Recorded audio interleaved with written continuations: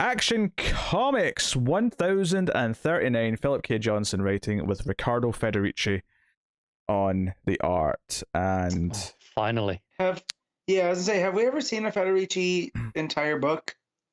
He did some issues of Aquaman, right? After Sajic. Okay. Yeah. Oh, shoot, he did. Which, it was a shame for him because it felt like a downgrade. Right. Oh, man. Okay. First of all, the art and the coloring and everything on this book are fantastic. It made it feel like an epic. Yeah, Lee Luffridge on the colors.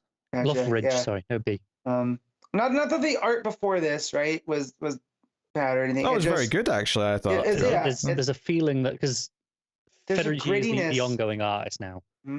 and there's a feeling that they've just kind of been waiting for him to free up. This is his book with Johnson. Yeah, right? with just the whole barbarian-esque look and the gladiatorial stuff. There's a grit to Federici's art here. It fits the narrative in a way that It's also, it feels, in terms of just like going back to the future state stuff where this kind of originated. This feels the closest to the Yanin kind of stuff that we started with then. So it kind of feels like, okay, we're kind of in the ballpark of where that was, at least tonally now. Yeah. So Superman, along with the others, are in a big gladiator-style fight, and he does win. But a big theme of this issue that he's not fighting like a warrior. He's fighting still like Superman, even though he doesn't have his strength and his powers. He's refusing to use weapons. He's trying to block axe hits with his hand and his arm, and it's like, come on, Clark, you can't keep doing that. You can't block an axe with your head, bud. It's not gonna work. You can try. You can try. No. I'd say it works. It just only works once. Right. Yeah. I mean, it doesn't in this case, but if it kills you, I wouldn't call it a block. I'd call it a fatality. Failure. Yeah, a fatality. Depends. Is he blocking it from something behind him? Yeah. I was sure if you're jumping in front to save someone else, I guess it's successful in that sense. But this is Superman, so I mean, All right.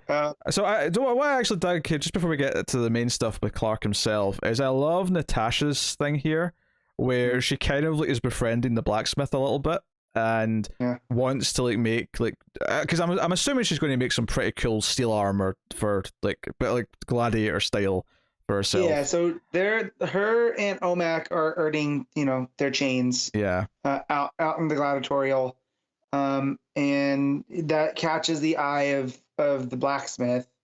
Trying to find his name. But yeah, and he doesn't trust her at first. Oh, there he is, Leonath.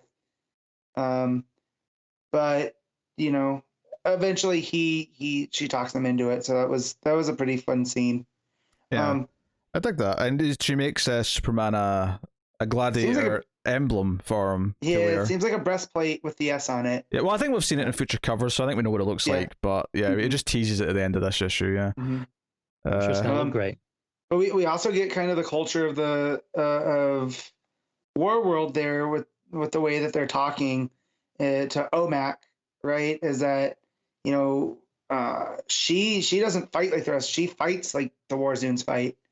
The rest of them are fighting more like Superman, where they don't want to hurt anybody, right? They're not going to participate in this. But Omac lost the only person she cares for, and so that's why she's fighting.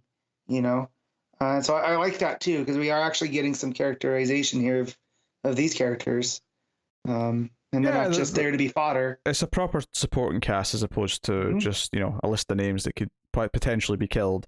Right. So you have a couple of different things going on in this issue. You have Clark talking to this Thelosian. Krillux. And he's the one who's trying to tell him that he needs to learn how to fight properly and things like that. Clark talks about what Warworld actually is and how there's been myths in the past. John Jones believed that Warworld was created one way, others believe it was created another way, and Clark's like, no, it actually is even older than anyone thinks, and it's kind of like the way I took it, the way I described it, is that it's kind of a planet in a sense, but it's kind of like a mishmash of like multiple mass of different planets that have been thrown together. I got not quite that. So in terms of just the stories he discounts, I'm assuming those are all at various points. Those have been the canon things, and this is a way of keeping them all as no, those are canon. They still all existed. especially the ones that they built Warworld, where they just didn't build this Warworld. This is more the way I took it is there is a planet at the core that has just been built on top of, and it's just built out from there. Yeah, well, that's kind of what I mean in the sense that because it talks about like in the same way that the Warworld via the Mongols and whoever collect like the population of planets. It kind of sounds like a lot of the wildlife, a lot of the like the systems and the cave systems where some of the life is thriving. It feels like it's been kind of a hodgepodge that's been added to over eons. Kind of reminds me of like when they talked about in 300, right? That the army. Remind me, Connor, who's the army that's invading? The Persians. The Persians. All right. That the Persians kind of would pick the best people and kind of assimilate that into their army. It's kind of what it seems like World has done, where it's taking these cultures that it's conquering and adding them to Warworld, even if it's like pieces of that planet or star system or whatever it is. And this neatly goes into the next part of the book, which is the last of this race. Like there's like they call it the old crow, but it's this big green alien thing. But it's the last of its race and it's dying, and they all kind of like go there to essentially like see it off. But it like the reason why they're celebrating, like most of the war zones are celebrating, is because they see it as a point of like, no, we have proven that we're superior because they've finally died out after we brought whatever was left of their culture into this planet. Over time, like they always just go away little by little. And there's this really sad scene where Clark like internally apologized well, I think he says in his narration that he says it to him, that he apologizes that he wasn't there sooner to help him, and he has to help push it over into this like pit with those giant monsters. So it's like a really sad, like depressing scene, and it's kind of like, okay, it's not only just all these people that Clark has to inspire, but this is like what's been going on and just how depressing and like just like never ending despair that this place is, and the attitude that, and just the way life is valued, the way it's disregarded, the way it's celebrated for the wrong reasons. Like they're not celebrating this person's life or this alien's life. They're celebrating that, we're better than you because you couldn't survive. And so it's really mounting the deck against Superman for how he like the hearts and minds he has to change, Yeah. Johnson really made me sad over this alien that we've never met, right?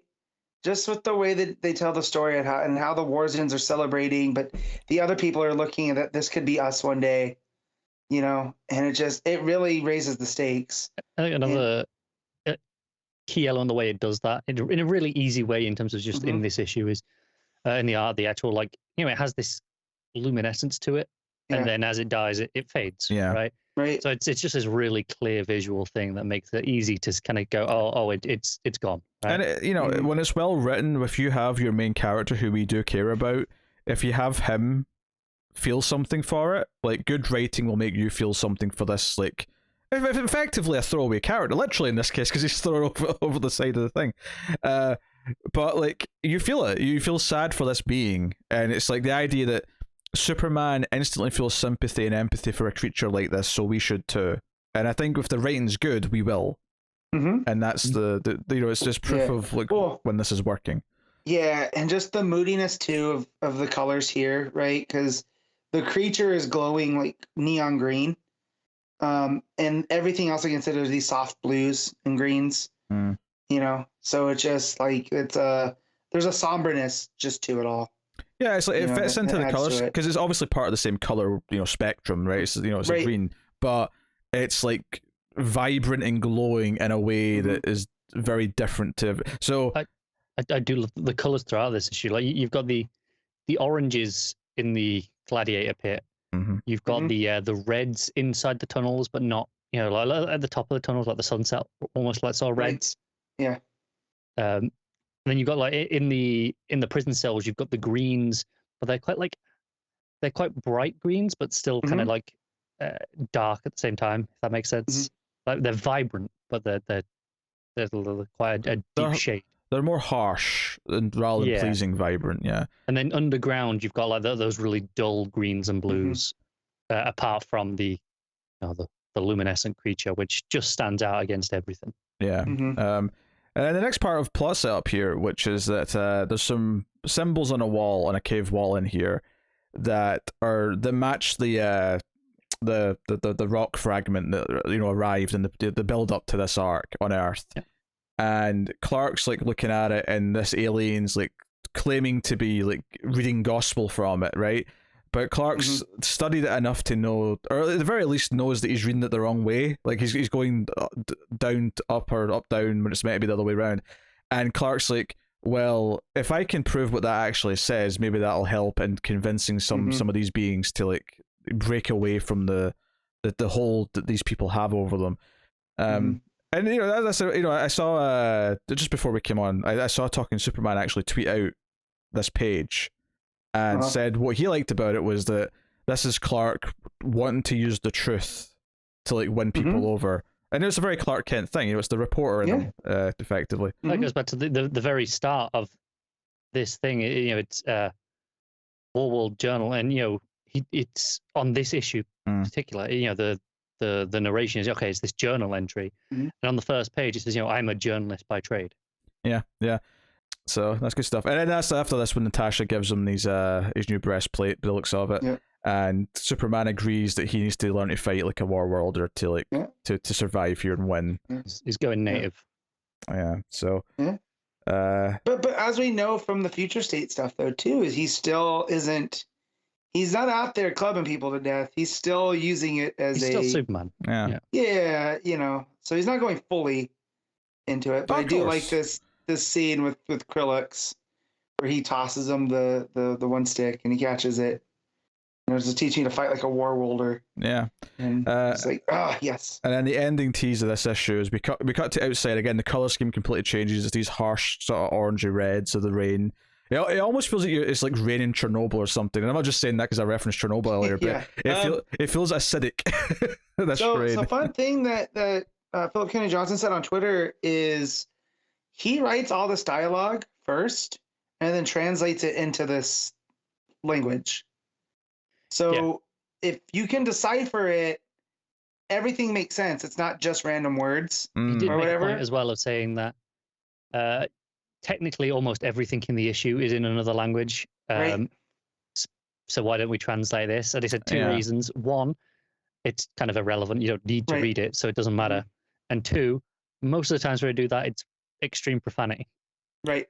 That's what I was going to do too. Yeah, it's the old Firefly trick of like whenever they're speaking in Chinese, they're usually saying something naughty. Yes. But I love the fact though they weren't allowed to watch that in China. I'm not a huge Tolkien fan, but it feels very Tolkien-esque, and it adds to this fantasy aspect of the story. Yeah. No, it's an interesting point that most of the dialogue is obviously translated because it is a bunch of aliens. And Clark even mentions at one point that a lot of the different species are speaking completely different languages, and he only understands a few of them comparatively. Right. And he was speaking to Krillix with in an old Kryptonian dialect too. Because they note that, so. And the good thing is that I like the idea that his narration, which is this journal, is in English, because that is his primary language, because that's where he grew up, that's what he uses. So it's a nice little touch. Basically, Midnighter shows up and blasts these aliens, and he's got a couple of little alien followers that are helping him fight now, and they're basically here to try and break out Apollo, who's being held in this like pit, and it's the harsh yellows of this like fiery sunlight. The bright sunlight for Apollo, isn't it? Yeah. Yeah, it's good stuff. I mean, I think the color schemes throughout the issue do a really nice touch, especially since that second last page, which is a 2-page layout, is you still have the sort of the orangey rain, like radiated look on the panels on the left, but on the right you have all this yellow of them looking down into this pit. It does that earlier as well when they're going down into the caves, where on the left it's mostly all the deep reds, and then on the right it's the dull blues and greens for the caves.